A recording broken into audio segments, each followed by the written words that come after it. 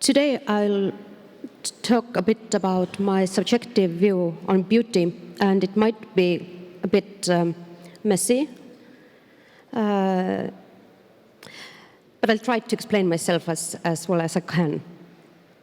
Recently, I watched a TED video by Anjan Chatterjee, who's a neuroscientist, and well, like we heard yesterday, the ability to measure beauty or kind of trying to define the concept of beauty by neuroscience is a very exciting new way of seeing things.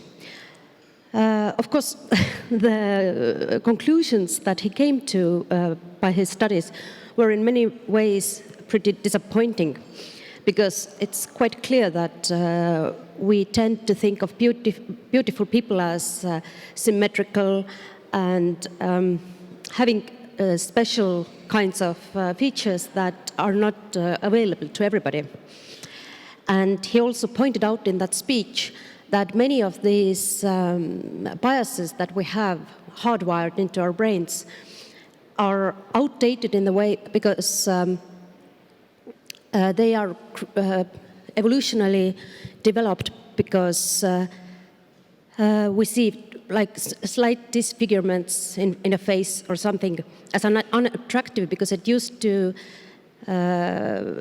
connect to like parasitic infections or such, but it's not the case today. And he argues that we should upgrade the way we see people as beautiful, as not to not to be biased about people with different kinds of faces, for example.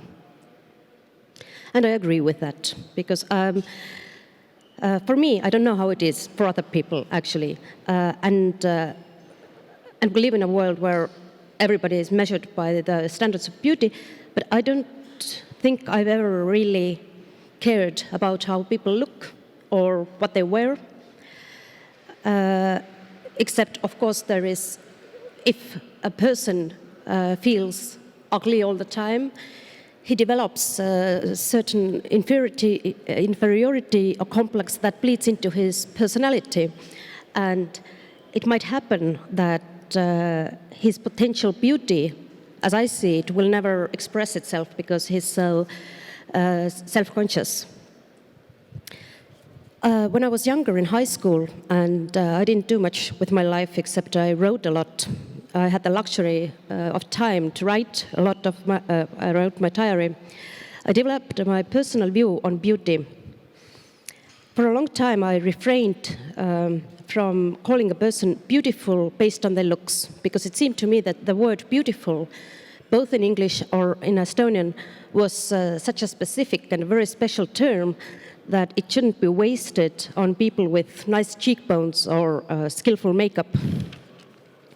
Instead, I developed a kind of theory of beauty for myself. Just it's a bit naive now. That was directly connected to authenticity and honesty, and it had nothing to do with appearances. I have never been able to put this theory together or word it very exhaustively, but I'll try to explain what I mean. When you love somebody, you can't see them as anything but beautiful, even when you're acutely aware that their nose is too big or their legs are too short. However, suppose you are together with somebody who's objectively and subjectively very good looking. And if it happens that once they betray you in an ugly way, you will never really see them as beautiful again, even if you still admit that they are very good looking. Authenticity cannot be faked, and also it isn't that only authenticity guarantees beauty of any kind. Maybe in a very morbid way it can for a few seconds, but not in general. But I think of authenticity or a sort of honesty as a way of keeping the door open so that people can get to know you, or it's a way of being vulnerable, which is a great part of being beautiful and being honest. The potential authenticity, of course, of, say, Ed Kemper or Jeffrey Dahmer probably won't make them look very beautiful to you. But this theory of mine of beauty was based on basically 3 books that I read at that point in high school, and these were Capote's Breakfast at Tiffany's, Salinger's Catcher in the Rye, and Camus' The Stranger. Now, the problem with these books is that none of the protagonists are particularly good people. Holden Caulfield goes about lying most of the time and being very aggressive about phonies. Meursault is the stranger. In The Stranger, keeps ruminating about why he doesn't feel anything about his mother's death and ends up a murderer. And Holly Golightly in Breakfast at Tiffany's goes about exploiting rich men, not being particularly truthful either, and living a life of lazy luxury. What makes them beautiful, for me, I'm still not quite sure, but I think it's a way of thinking, of them thinking outside of themselves, in a way. It's a form of self-reflection that allows them to be informed about themselves and honest about themselves, even if their actions are not fully ethical. Beauty and ethics, in my mind, go together very strongly, but they are not overlapping all the time. There is not very much value in being ethical without knowing why you're ethical. Also, beauty is never a continuous, stable state that if you put your finger to it, it remains like this all the time. It happens at some point if the conditions are met, and then it hides for God knows for how long. People become beautiful when they forget about themselves. They get passionate about something, discussing something. They stop dealing with their own angst and their own self for time. And you can also see it in theater. For example, there can be a very skillful actor on stage, but if she or he is constantly observing himself, what they do on stage is not particularly beautiful acting. It's enjoying themselves or something different. And it might happen to everybody, but the miracle of acting always comes when the actor forgets that he's acting. And I think it's like that with people in regular life too.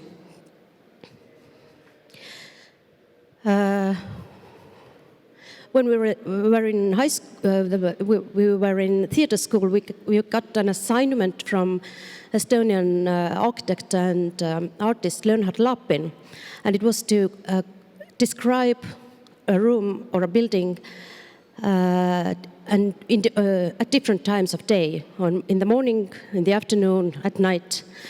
And the lesson of it was to be able to understand that these things never remain the same. We can't have that many words in a language to describe a building in every next second of the day, but we have to be acutely aware that people change, things change, and beauty comes and goes, and we just have to keep ourselves open to see it. Most of the time, we don't have the time for that. We have to spare ourselves. But to be able to sense things as they really are, we have to be able to be open to their authenticity and to their beauty. Thank you. Taylor, welcome.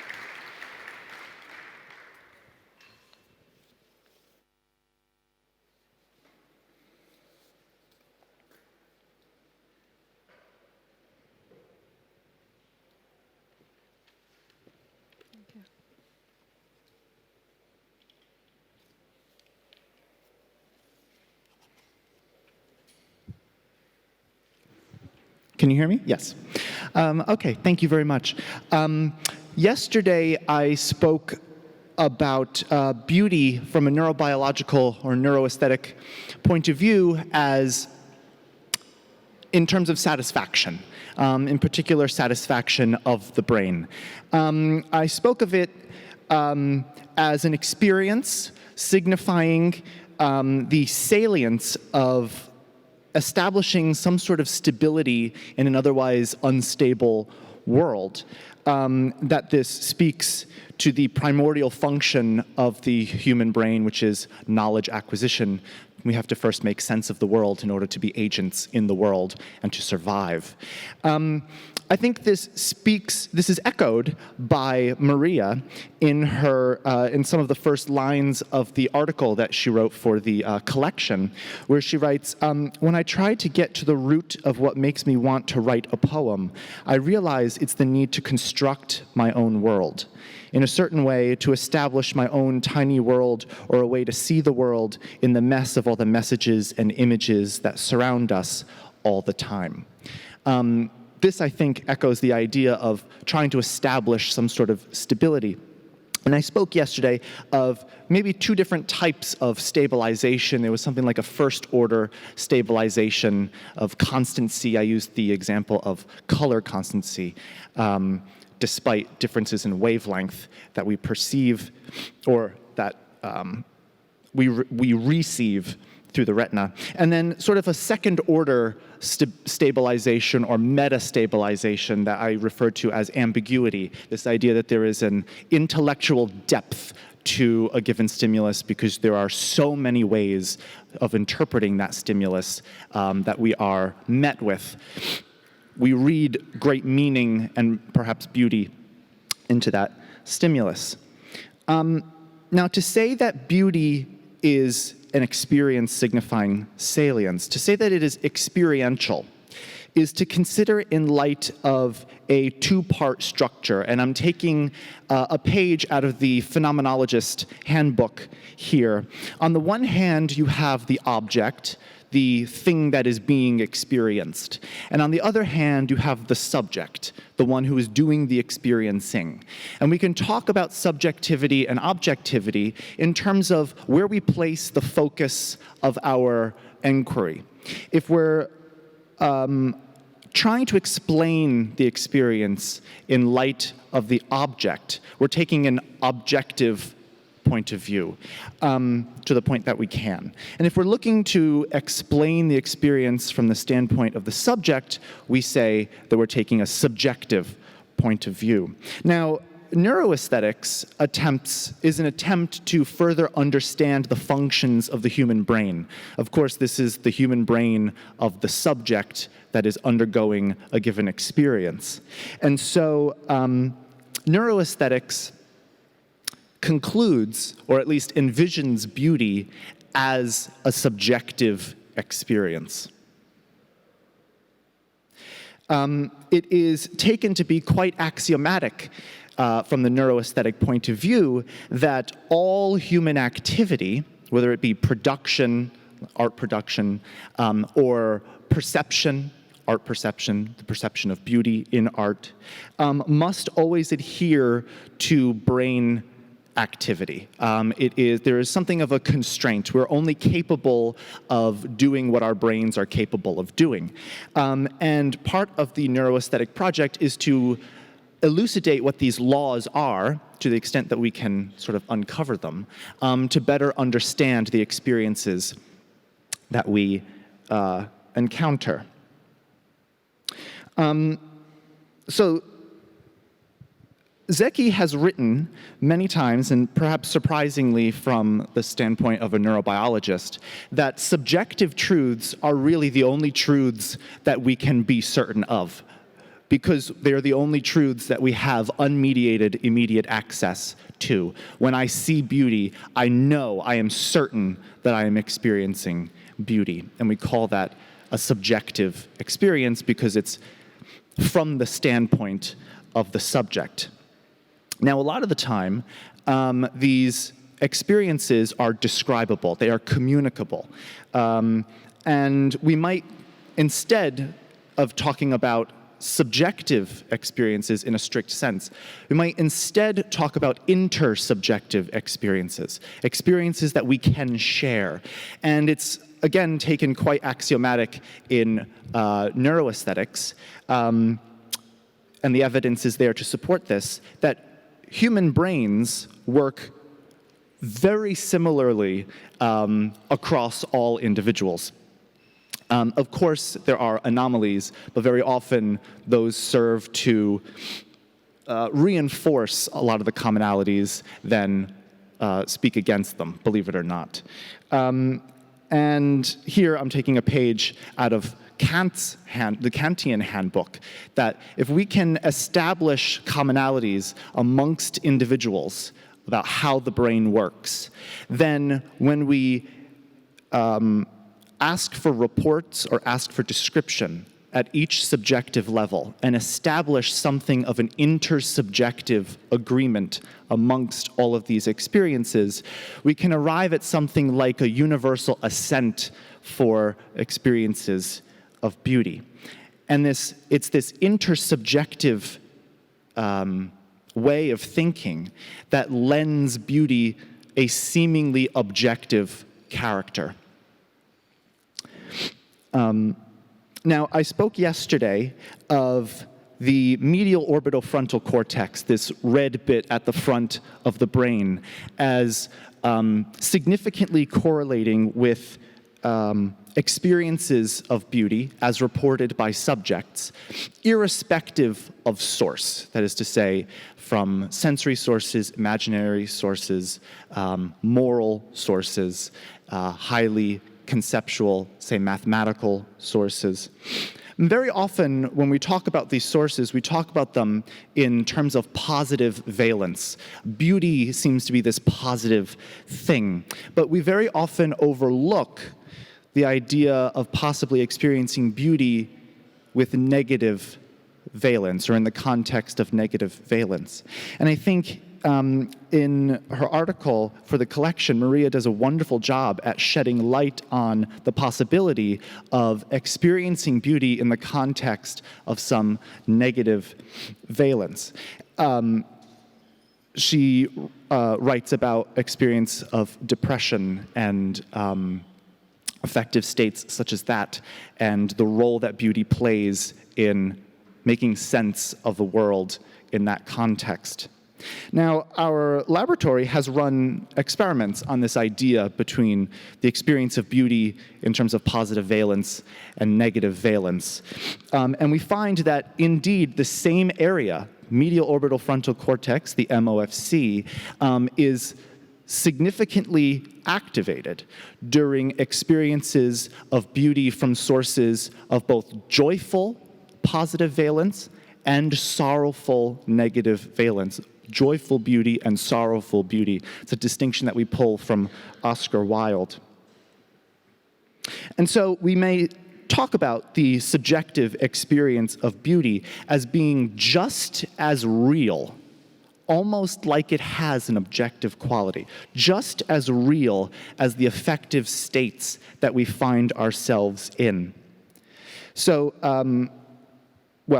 thinking about beauty as a subjective experience, as is the title of this discussion, we're left with the question of what is the relevance of it. On the cover of the collection for the symposium is, I think, a paraphrase of Semir Zeki, which says, civilization could not exist without the experience of beauty. And I'd like to further paraphrase that by saying, our worlds, or perhaps we, could not exist without the experience of beauty, because beauty helps to make sense of the world, both in the times of light and in the times of darkness. Thank you. Thank you very much. Thank you very much. Do you hear me? Yes. Thank you, Taylor, and thank you, Maria. I think the subject of being subjective is crucial for us here today and as part of the symposium and discussing beauty matters, because during the 20th century, most of it, the objectivity was a state that was elevated, and there was a lot more interest in being objective, especially for architects, serving society objectively, and all of that was the crucial thing, the most important thing. Whereas the notion of being subjective, I think for anyone creative is kind of obvious, must be there, but how would we take decisions in doing creative things without being subjective? But it was kind of hushed. There was no interest, there was no discussion of that. And in the School of Architecture, for example, there was, how can you discuss gut feelings, Can you teach it? What do you do with it? So there was a kind of growing culture of it not being discussed. And then the cultural bias that comes with it. But there's a kind of, I think, as there's a lot more in the last even 4 years, there's a lot you can see, I can trace a lot more interest in the state of being subjective as a positive thing, not as a negative thing for us as a society and so on. So that's why the issue was so important for me to have, as something discussed. I'm very interested in your position and keeping mentioning, like facial beauty and the burden of that and the problematic that goes with that in terms of someone who is not very beautiful, but also there's a burden of beautiful people, when beautiful building comes in.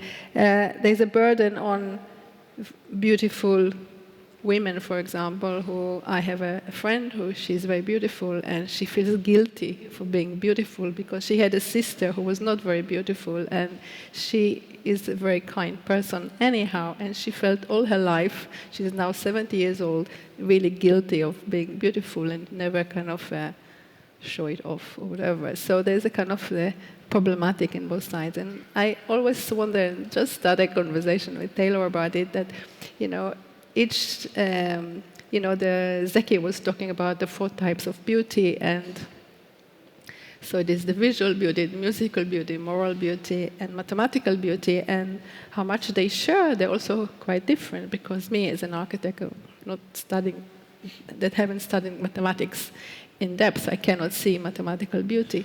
So, but the moral beauty was kind of there, and I always wonder, but it's not something I studied, that the notion of moral beauty and visual beauty, or people, how they feel, if the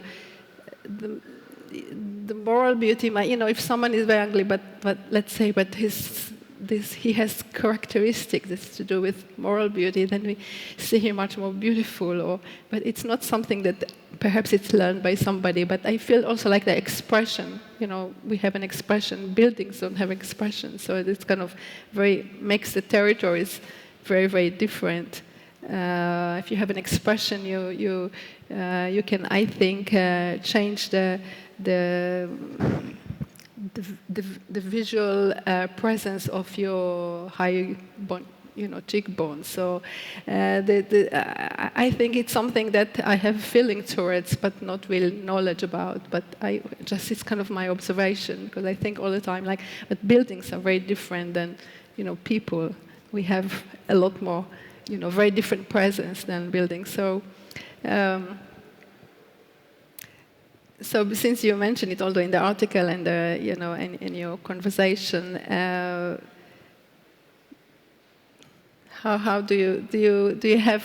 I'm a bit stuck here in my thoughts, but it's something that I keep thinking, that buildings have a different presence than people, and that's why the kind of when we talk about the negative aspect of the presence of beauty amongst people, it's kind of, I somehow in me don't wish this to kind of take down the interest in building as beautiful or in architecture as beautiful and so on, because I think, if I keep thinking what are the negative aspects of buildings, like craving for buildings that are, or appreciating, ugliness in the street. I'm not sure that I'm really interested in that.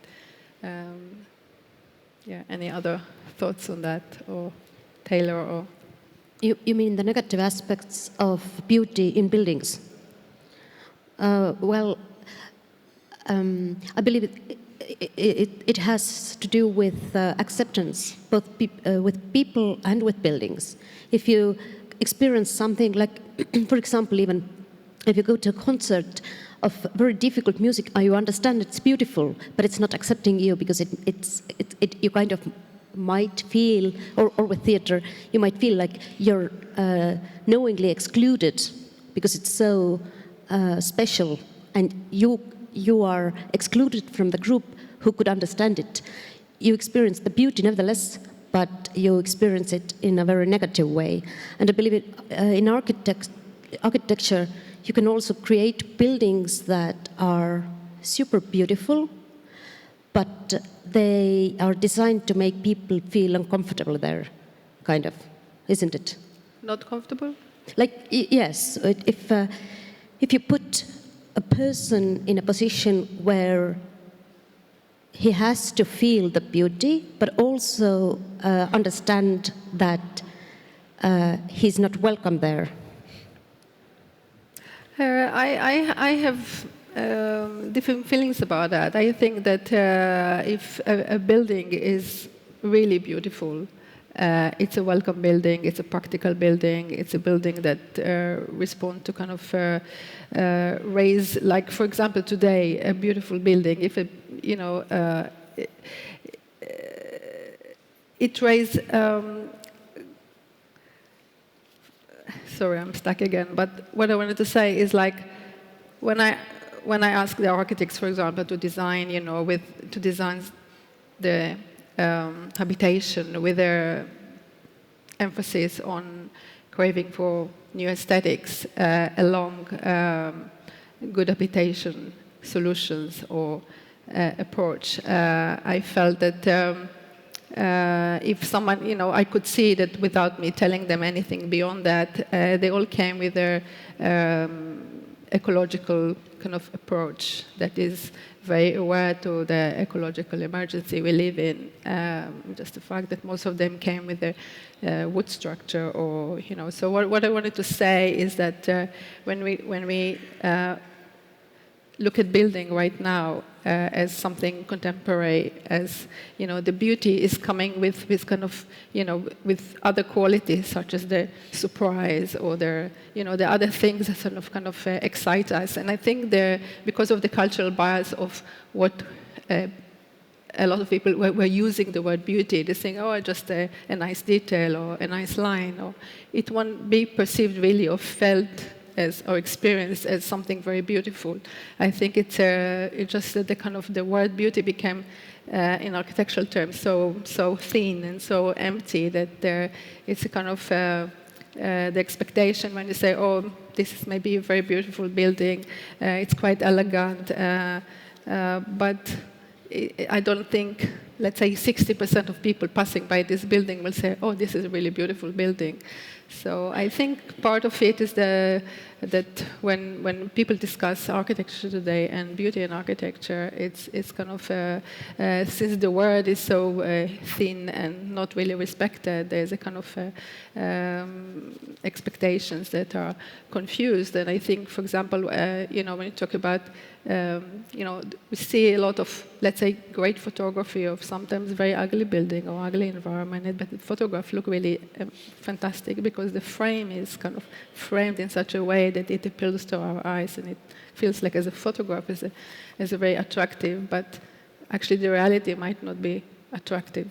I also think that beauty in building could, the need, if I claim that I enjoy being in a beautiful environment, it's also a burden because a lot of the environment is not very beautiful, and you kind of feel very sensitive and vulnerable being in a place which is not very beautiful. And so you raised the notion of a place which is beautiful but hostile, and I took the time and I did Taylor, do you have any, you wanted to say something else? Yeah, I was just going to say very quickly that I think one of the first steps that we can take to making more sense of this is from maybe more of a philosophical note, is rethinking the type of concept that beauty really is in terms of the role that it plays, or in terms of the types of experiences that are claimed to be experiences of beauty. So many times, a lot of people, when we disagree about what is beautiful or what is not beautiful, or whether it's beautiful in a positive sense or negative sense, there's an implicit bias that we're looking for some sort of like essence of beauty, that there is this one thing that all of these claims of beauty point towards. And instead, that is a very particular type of concept structure. And instead, we might want to rethink the structure of beauty as something like a cluster of a number of different things that could be considered beautiful in different ways, both positive and negative, from a number of different sources. The idea of a cluster concept is something relatively new in philosophy. Very often you find it explained in terms of art as a cluster concept, but I think beauty should be considered a cluster concept as well. And it is one way to get clearer on what this cluster might look like, even with fuzzy borders, is to intersubjectively look for discussion and description, start from a phenomenological point of view, ask people to have experiences, describe them, and look for correlations, and sort of build it out from the experience rather than aiming for that one thing that we call beauty. Mm-hmm. Yes. I think we'll have to wrap up this session. Thank you very much. Thank you, Maria, and thank you, Taylor. Thank you very much.